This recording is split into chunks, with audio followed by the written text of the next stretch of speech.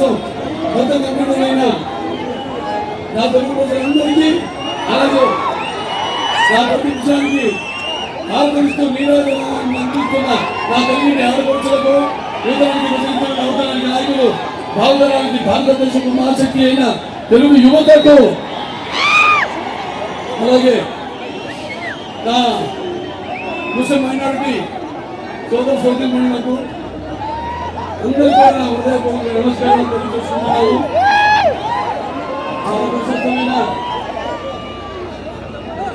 చాలా ప్రశస్తమైన ప్రాంతం ఇది. ఎందుకంటే ఒక పక్కన గుంటూరు ఉంది,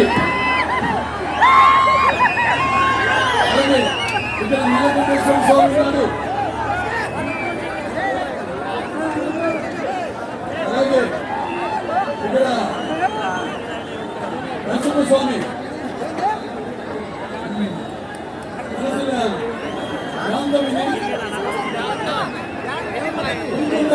స్వామి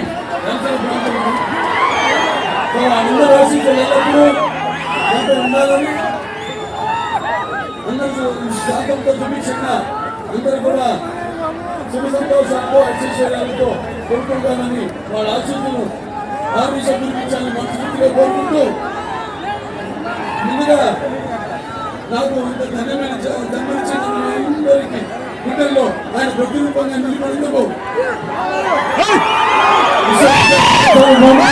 అలాగే ఎలా ఉంటుందో చూపించలేదు.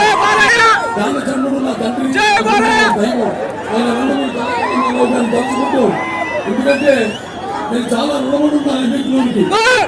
ఇక నా సినిమాలు అన్ని కూడా రికార్డు సాధించింది. నా సినిమాలన్నీ అంటే ఒకటి సినిమాకి 400 రోజులు all India record, all India record.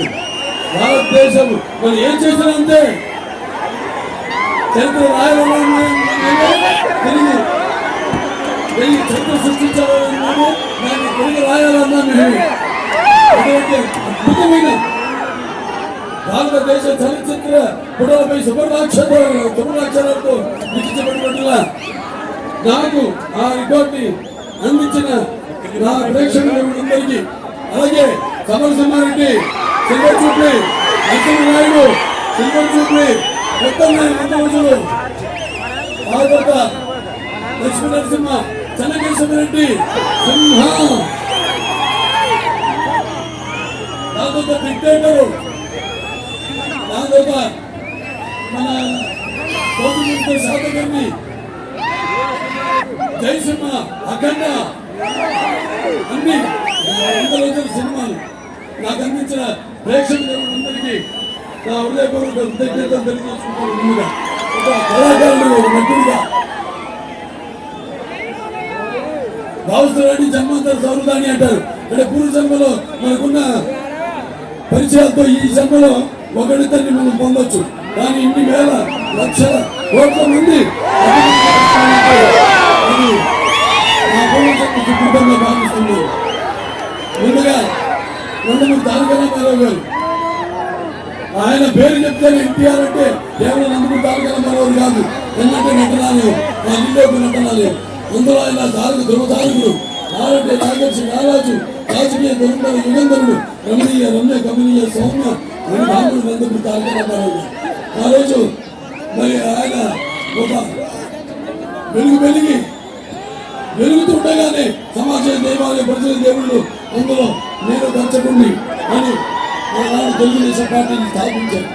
NTR అంటే నటనకు ఒక ఆదర్శం, ఎన్టీఆర్ అంటే నవరసాలకు అలంకారం, ఎన్టీఆర్ అంటే నటనకు ఒక విశ్వరూపం, ఒక గ్రంథాలయం, ఎన్టీఆర్ అంటే శకానికి ఒక ఆరంభ మంత్రం, అలాగే ఎన్టీఆర్ అంటే నవ జాతులకు దైవ స్వరూపం, అలాగే ఎన్టీఆర్ అంటే నానా జాతులకు దైవ స్వరూపం, అలాగే ఎన్టీఆర్ అంటే యువతరానికి ఒక మార్గదర్శకం, ఎన్టీఆర్ అంటే నెత్తి మరిగేలా చేసే ఒక అగ్ని కణం, అలాగే ఎన్టీఆర్ అంటే ఆయన నడిచిన మార్గాన్ని భగవద్గీతల సాగిన ఒక జీవన విధానం. ఆయన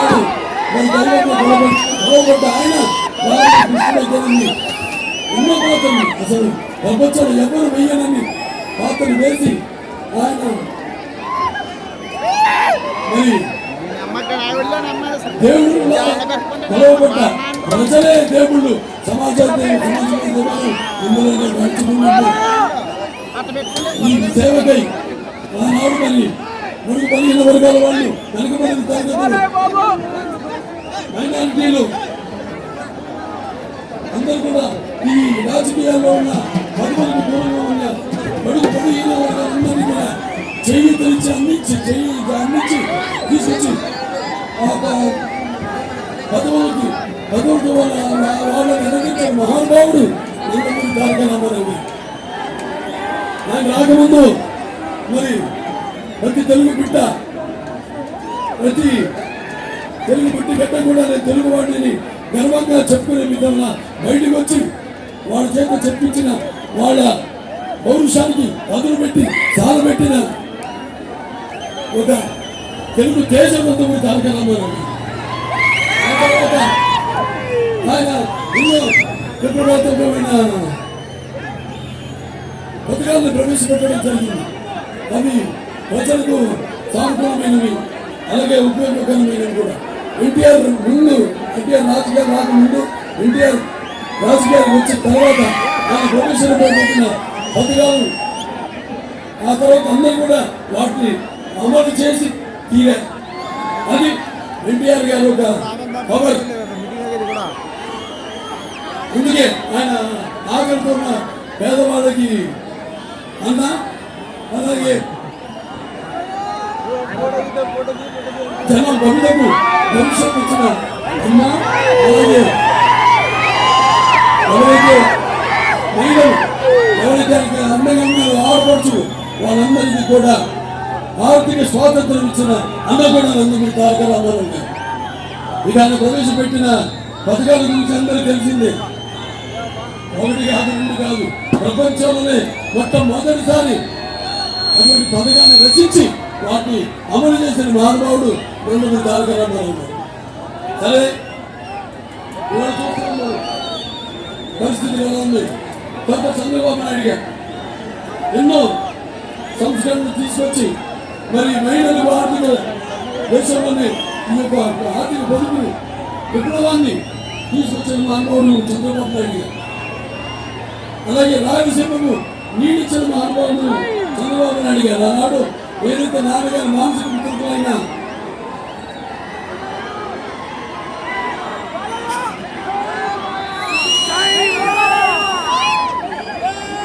హెచ్ఎంఎస్ఎస్ అందరివా సిద్ధం అయితేనేమి, లేకపోతే అందరివా ఈ గాలేరు నగరి అయితేనేమి, తెలుగు గంగ అయితేనేమి, వీటన్నింటినీ ఆనాడు రచించిన మహానుభావుడు అభినవ